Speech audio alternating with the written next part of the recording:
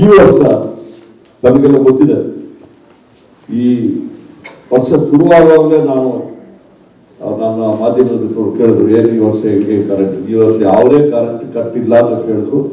ಅದೇನೋ ದೇವತೆಯಿಂದ ಯಶಸ್ವಿಯಾಗಿ ಈ ವರ್ಷ ನಾವು ಎಕ್ಸ್ಪೆಕ್ಟ್ ಮಾಡೋದಕ್ಕಿಂತ ಒಂದು 10 ದಿವಸ ಮೊದಲೇ ಮಳೆ ಬಂತು. ನಾವು ಜೂನ್ 5th 6th ನವೆಂಬರ್ಲಿ ಮಳೆ ಬರ್ತದಿತ್ತು. ಆದರೆ ಅಲ್ಲಿ ಈ ವರ್ಷ ತನಕ 19,000 ತನಕ ಬೇಡಿಕೆ ಹೋಯಿತು. ಅದಕ್ಕೆ ಎಲ್ಲ ವ್ಯವಸ್ಥೆ ಮಾಡಿ ಯಾವುದೇ ತೊಂದರೆ ಇಲ್ಲದೆ ಮಾಡಿದ್ವಿ. ಬಟ್ ನಾನು ನಮ್ಮ ಎಲ್ಲ ACS ಆಗಲಿ ಡೆಪ್ಯೂಟೀಸ್ ಆಗಲಿ ನಾವೆಲ್ಲ ಹೋಗಿ ಎಲ್ಲ ಡಿಸ್ಟ್ರಿಕ್ಟ್ ವೈಸ್ ರಿವ್ಯೂ ಮಾಡಿ, ಮೊದಲು ನಾವು ಝೋನಲ್ ವೈಸ್ ರಿವ್ಯೂ ಮಾಡ್ತಾ ಇದ್ವಿ.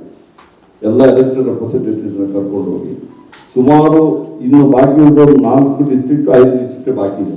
ಒಂದೇ ಸಮೇತ ಮೈಸೂರು ರಾಮನಗರ ಹೋಗಿ ಬಂದಿದ್ದೀವಿ. ಇನ್ನು ಯಾದಗಿರಿ ಒಂದು ಬಾಕಿ ಇದೆ, ನಾರ್ತ್ ಕೇರಳ ಒಂದು ಬಾಕಿ ಇದೆ, ಹುಬ್ಬಳ್ಳಿ ಒಂದು ಬಾಕಿ ಇದೆ. ಅದೇ ರೀತಿ ಇನ್ಯಾವುದು ಹೊಸಪೇಟೆ ಮತ್ತೆ ಕೊಪ್ಪಳ 5 ಡಿಸ್ಟ್ರಿಕ್ಟ್ ಬಾಕಿ ಇದೆ. ಅದು ಈಗಾಗಲೇ ನಾವು ಇದು ಮಾಡ್ತೀವಿ. ಇದರ ಮಧ್ಯದಲ್ಲಿ ಮೊದಲು ಏನ್ ಮಾಡ್ತಾ ಇದ್ರು ಅಂತ ಹೇಳ್ಬಿಟ್ರೆ, ನಮ್ಮ ಪವರ್ ಪ್ಲಾಂಟ್ಗಳನ್ನ ನಾವು ಯಾವಾಗಲೂ ನಮಗೆ ಬೇಡಿಕೆ ಕಡಿಮೆ ಆಗುವಾಗ ಪವರ್ ಪ್ಲಾಂಟ್ನ ಶಟ್ ಡೌನ್ ಮಾಡ್ತಾ ಇದ್ವಿ. ಈ ಸತಿ ನಾವು ಯಾವ ಪವರ್ ಪ್ಲಾಂಟ್ನ ಶಟ್ ಡೌನ್ ಮಾಡ್ಕೋಬೇಕು, ಬೇಡಿಕೆ ಕಡೆ ಸ್ವಲ್ಪ ಇದು ಮಾಡೋದು 3-4 ಡೇಸ್ ಬೇಕಾದ್ರೆ ಮಾಡಿದ್ರು ಹೋಗುತ್ತೆ. ಇಲ್ಲದನ್ನ ಮಾಡ್ಲಿಕ್ಕೆ ಹೋಗ್ತಾ ಇಲ್ಲ. ನಾವೇನು ಮಾಡ್ತೀವಿ, ಎಲ್ಲಿ ನಮಗೆ ಪೀಕ್ ಅವರ್ಸ್ ಅಲ್ಲಿ ಡಿಮಾಂಡ್ ಜಾಸ್ತಿ ಇದೆ, ನಮ್ಮ ಹೈಡ್ರೋ ಉಪಯೋಗಿಸಿ ನಾವು ಎಕ್ಸೆಸ್ ಪವರ್ನ ಗ್ರಿಡ್ಡಿಗೆ ಸೇಲ್ ಮಾಡಿ ಅಲ್ಲಿ ಸಮೇತ ನಾವು ಸ್ವಲ್ಪ ದುಡ್ಡು ಮಾಡುವಂಥ ಕೆಲಸ ಮಾಡ್ತೀವಿ. ನಾವು ಪರ್ಚೇಸ್ ಮಾಡ್ತೀವಿ, ನಾವು ಸೇಲು ಮಾಡ್ತೀವಿ. ಆ ಥರ ಒಂದು ವಿನೂತನವಾದ ಒಂದು ಲೆಕ್ಕದೊಡ್ಡ ನಮ್ಮಲ್ಲಿ ಎಲ್ಲ ರೀತಿಯಲ್ಲಿ ನಮ್ಮ ಇಂಜಿನಿಯರ್ಗಳಾಗಲಿ, ನಮ್ಮ ACS ಆಗಲಿ, ನಮ್ಮ LDKPs ಎಲ್ಲ ಬೆಸ್ಕಾಂ MDಗಳಾಗಲಿ ಒಳ್ಳೆ ಕೆಲಸ ಮಾಡ್ತಾರೆ. ನಮ್ಮ ಕಡಿಲವರು ಎಲ್ಲ ಒಳ್ಳೆ ಕೆಲಸ ಮಾಡ್ತಾ ಇದ್ದಾರೆ.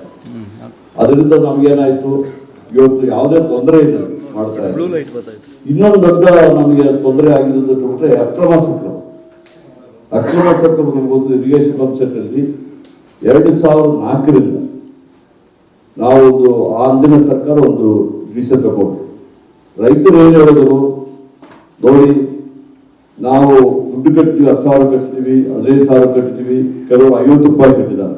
ನಮಗೆ ಸರ್ಕಾರದವರೇ, ಎನರ್ಜಿ ಡಿಪಾರ್ಟ್ಮೆಂಟ್ ಅವರೇ ನೀವು ನಮಗೆ ಕರೆಂಟ್ ಕೊಡಬೇಕು ಎಂಬುದಾಗಿ ಹೇಳಿದ್ರು. ಅದ್ರ ಪ್ರಕಾರ 2023 ಸೆಪ್ಟೆಂಬರ್ ನಾವು ಕ್ಯಾಬಿನೆಟ್ ಅಲ್ಲಿ ನಾವು ರಿವ್ಯೂ ಮಾಡಿದ್ವಿ. ಒಂದೇ ವರ್ಷಕ್ಕೆ ಆರ್ಡರ್ ಇದ್ದರೂ ಸಮೇತ ನಾವು ಏನ್ ಮಾಡಿದ್ವಿ, ರೈತರ ವಿಚಾರ ರೆಟ್ರಾಸ್ಪೆಕ್ಟಿವ್ ಆಗಿ ಎಲ್ಲದನ್ನು ರೆಗ್ಯುಲೈಸ್ ಮಾಡಿ ಬಾಕಿ ಸುಮಾರು 4.5 ಲಕ್ಷ ಪಂಪ್ ಸೆಟ್ಗಳಿಗೆ ಕೊಡಬೇಕಾಗಿತ್ತು. ಅದರಲ್ಲಿ ಏನ್ ಮಾಡಿದ್ವಿ, ನಮ್ಮ ರಾಜ್ಯ ಕ್ಯಾಬಿನೆಟ್ ಇಂದ ಮುಖ್ಯಮಂತ್ರಿಯವರು ಪ್ರತಿಯೊಬ್ಬರಿಗೂ ಆ 4 ಲಕ್ಷಕ್ಕೆ ನಮ್ಮ ಖರ್ಚಿಗೆ ನಾವು ಒಂದು ಅವರಿಗೆ ಎಲೆಕ್ಟ್ರಿಸಿಟಿ ಕೊಡೋಣ ಅಂತ ಹೇಳ್ಬಿಟ್ಟು ಈಗಾಗಲೇ ಸುಮಾರು 2.5 ಲಕ್ಷ ಕೊಟ್ಟಾಗಿದೆ. ಇನ್ನೊಂದು 2 ಲಕ್ಷ ಬಾಕಿ ಇರ್ಬೋದು. ಅದು ಆದಷ್ಟು ಬೇಗನೆ ಕೊಡ್ಲಿಕ್ಕೆ ನಾವು ತೀರ್ಮಾನ, ಆಲ್ಮೋಸ್ಟ್ 3 ಲ್ಯಾಕ್ಸ್ ಆಗಿದೆ ಅಂತ ವಾರ್ಷಿಕಲ್ಲಿ ನಾವು ಮಾಡ್ತಾ ಇದ್ವಿ. 3 ಲ್ಯಾಕ್ಸ್ ಆಗಿದೆ, ಇನ್ನೂ 1.5 ಲಕ್ಷ ಬಾಕಿ ಇದೆ. ಅದಕ್ಕೂ ನಾವೇನು ಹೇಳಿದ್ವಿ, ಯಾರಿಗಾದ್ರೂ ರೈತರಿಗೆ ಏನಾದ್ರು ಸೆಲ್ಫ್ ಎಕ್ಸಿಕ್ಯೂಷನ್ ಮಾಡಬೇಕಂದ್ರೆ ಅವ್ರು ಮುಂದೆ ಬಂದರೆ ಆ ಕಂಬವನ್ನು ಅವರೇ ಹಾಕ್ತೀನಿ ಅಂತ ಹೇಳಿದ್ರೆ ಟ್ರಾನ್ಸ್ಫಾರ್ಮರ್ ನಾವು ಕೊಡ್ತೀವಿ ಎಂಬ ಮಾತನ್ನು, ಅವರಿಗೆ ಟ್ರಾನ್ಸ್ಫಾರ್ಮರ್ ಕೊಡೋದಿಲ್ಲ. ಅದೊಂದು ದೊಡ್ಡ ಒಂದು ತಪ್ಪು ಕಲ್ಪನೆ ಆಗಿದೆ. ನಾವು ಟ್ರಾನ್ಸ್ಫಾರ್ಮರ್ ರೈತರಿಗೆ ಕೊಡ್ತೀವಿ. ನಮ್ಮ ಕೆಲಸ ಏನಿದೆ ಬಿಟ್ರೆ ಅದು ಎಷ್ಟು ಕೆಪಾಸಿಟಿ ಟ್ರಾನ್ಸ್ಫಾರ್ಮರ್ ಇದೆ ಅದನ್ನ ಹಾಕೊಡೋದು ನಮ್ಮ ಎಸ್ಕಾಂ ಕೆಲಸ, ಅದನ್ನ ನಾವು ಮಾಡ್ತೀವಿ. ಮತ್ತೆ ಅವರು ಇದನ್ನ ಪೋಸ್ಟು ಮತ್ತೆ ಇದನ್ನ ಮಾಡಿದ್ರೆ ನಾವು ಅದಕ್ಕೆ ಆದಷ್ಟು ಬೇಗನೆ ಶೀಘ್ರ ಸಂಪರ್ಕ ಕೊಡಬೇಕು ಎಂಬುದಾಗಿ ಈಗಾಗಲೇ ತೀರ್ಮಾನ ತಗೊಂಡು ಅದು ಸಮೇತ ಮಾಡ್ತಾ ಇದ್ದಾರೆ. ಅದಕ್ಕೆ ರೈತರು ನಮ್ಮ ಬೆನ್ನೆಲುಬು ರೈತರು. ಯಾಕಂದ್ರೆ ರೈತರು ಯಾವುದೇ ಕಷ್ಟ ಇಲ್ಲದಂಗೆ ಮಾಡಲಿಕ್ಕೆ ನಾವು ಸಾಕಷ್ಟು ಪ್ರಯತ್ನಗಳು ಮಾಡ್ತಾ ಇದ್ದೀವಿ. ಇನ್ನು ಮುಂದೆ ಬರುವ ಸಂದರ್ಭದಲ್ಲಿ ಸಾಕಷ್ಟು ಈ ಒಂದು ಕುಸುಮ್ ಸಿ, ಇದು PM ಕುಸುಮ್ ಸಿ ಅಂತ ಹೇಳ್ತಾರೆ, ಅದು ಸುಮಾರು 4-5 ವರ್ಷದಿಂದ ಅದು ಕೋಲ್ಡ್ ಸ್ಟೋರೇಜ್ ಹೋಗಿತ್ತು. ಇದು ಹಳೆಯ ಪದ್ಧತಿ. ಅದರಲ್ಲಿ ಏನಾಗಿತ್ತು, ಆ ಕುಸುಮ್ ಸಿ ನಾವು ಮಾಡೋದಕ್ಕೆ ನಮ್ಗೆ ಏನಾಗಿತ್ತು, ತೊಂದರೆ ಏನಾಗಿದೆ ಅಂತ ಹೇಳ್ಬಿಟ್ರೆ 1 ಮೆಗಾವಾಟಿಗೆ 1 ಕೋಟಿ ರೂಪಾಯಿ ಕೇಂದ್ರ ಸರ್ಕಾರ ಸಬ್ಸಿಡಿ ಸಿಗ್ತಾರೆ. ಅದಕ್ಕೆ ನಾವು ಈಗಾಗಲೇ ಟೆಂಡರ್ ಸುಮಾರು 2,400, ಯಾಕೆ ಎಲ್ಲ ಕಡೆ ಟೆಂಡರ್ ಕಟ್ಟಲಿಕ್ಕೆ ಆಗೋದಿಲ್ಲ.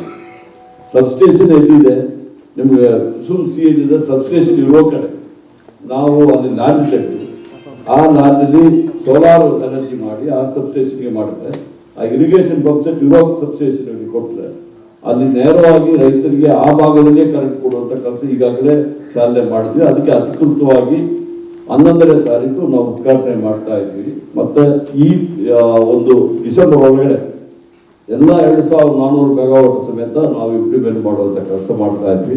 ಈಗ ಸ್ವಲ್ಪ ಪಬ್ಲಿಸಿಟಿ ಬೇಕಾಗ್ತದೆ, ಯಾಕಂದ್ರೆ ನಮಗೆ ಲ್ಯಾಂಡ್ ಸಿಕ್ಕುದು ಸ್ವಲ್ಪ ಕಷ್ಟ ಆಗಿದೆ. ಗೌರ್ಮೆಂಟ್ ಲ್ಯಾಂಡ್ ಎಲ್ಲೆಲ್ಲ ಇದೆ ಅದನ್ನ ಫ್ರೀಯಾಗಿ ನಮ್ಮ ಡಿಪಾರ್ಟ್ಮೆಂಟ್ ಕೊಡ್ಲಿಕ್ಕೆ ಈಗಾಗಲೇ ಕ್ಯಾಬಿನೆಟ್ ಡಿಸಿಷನ್ ಆಗಿದೆ. ಆದರೆ ನಾವೇನು ಹೇಳಿದ್ವಿ, ನಮಗೆ ಫ್ರೀಯಾಗಿ ಕೊಟ್ಟರು ಸಮೇತ ಅದನ್ನ ನಾವು ಏನು ಇಲ್ಲಿ ಪಾವಗಡದಲ್ಲಿ ಏನು ಮಾಡ್ತೀವಿ, 1 ಎಕರೆಗೆ 25,000ಕ್ಕೆ ಕೊಟ್ಟು ನಾವು ತಗೊಳ್ತಾ ಇದ್ದೀವಿ. ಅದೇ ರೀತಿಯಲ್ಲಿ ಗೌರ್ಮೆಂಟ್ ಲ್ಯಾಂಡಿಗೆ ಸಮೇತ ಕಾಂಟ್ರಾಕ್ಟ್ರು 25,000 ರೂಪಾಯಿ ಪ್ಲಸ್ ಅದು ಇನ್ಕ್ರೀಸ್ ಆಗ್ತಾ ಇರ್ತದೆ, ಅದನ್ನ ಕೊಡಬೇಕು. ಅದು ನಾವು ಡಿಸ್ಟ್ರಿಕ್ಟ್ ಕಲೆಕ್ಟರ್ DC ಅವರ ಹತ್ರ ಇರ್ತೀವಿ, ಅಲ್ಲಿ ಡಿಸ್ಟ್ರಿಕ್ಟ್ ಮಿನಿಸ್ಟ್ರಿ ಇರ್ತಾರೆ. ಯಾವ ಸಬ್ಸ್ಟೇಷನ್ ಈ ಲ್ಯಾಂಡ್ ತಗೊಳ್ತಾ ಇದ್ದೀವಿ ಆ ಸಬ್ಸ್ಟೇಷನ್ ವ್ಯಾಪ್ತಿಯ ಪಂಚಾಯತಿಗೆ ಆ ದುಡ್ಡನ್ನು ಕೊಡಬೇಕು ಎಂಬುದಾಗಿ ಈಗಾಗಲೇ ಕ್ಯಾಬಿನೆಟ್ ಅಲ್ಲಿ ತೀರ್ಮಾನ ತಗೊಂಡಿದ್ವಿ. ಆ ಪಂಚಾಯತಿಯವರು ಅದರ ಒಂದು ಸ್ಕೂಲ್ಗಳಿಗೆ, ಅಂಗನವಾಡಿ ಅಥವಾ ವಾಟರ್ ಸಪ್ಲೈ ಯಾವುದಕ್ಕೂ ಬೇಕಾದ್ರೂ ಅದನ್ನು ಉಪಯೋಗಿಸ್ಕೊಳ್ಬೋದು ಅಂತ ಈಗಾಗಲೇ ತೀರ್ಮಾನ ಮಾಡಿದ್ವಿ. ಅದೊಂದು ಒಳ್ಳೆಯ ವ್ಯವಸ್ಥೆ ಮಾಡ್ತಾ ಇದ್ವಿ. ಅದಕ್ಕೆ ಹೆಚ್ಚು ಲ್ಯಾಂಡ್ ನಮಗೆ ಬೇಕಾಗ್ತದೆ. ಇಲ್ಲಾಂದ್ರೆ ಕಾಂಟ್ರಾಕ್ಟ್ರು ಪ್ರೈವೇಟ್ ಅವ್ರ ಕೈಯಿಂದ ಲೀಸಿಗೆ ಲ್ಯಾಂಡ್ ತಗೊಂಡು ಅದನ್ನ ಮಾಡಬೇಕಾಗ್ತದೆ. ಆ ರೀತಿಯಲ್ಲಿ 2400 ಮೆಗಾವಾಟ್ ಈಗಾಗಲೇ ನಾವು ಚಾಲನೆ ಕೊಟ್ಟು ಚಾಲನೆ ನಡೀತಾ ಇದೆ. ಹೆಚ್ಚಿನ ವಿಡಿಯೋಗಳಿಗೆ ಪ್ರತಿಧ್ವನಿ ಯೂಟ್ಯೂಬ್ ಚಾನೆಲ್ ಸಬ್ಸ್ಕ್ರೈಬ್ ಮಾಡಿ, ಬೆಲ್ ಐಕಾನ್ ಕ್ಲಿಕ್ ಮಾಡಿ.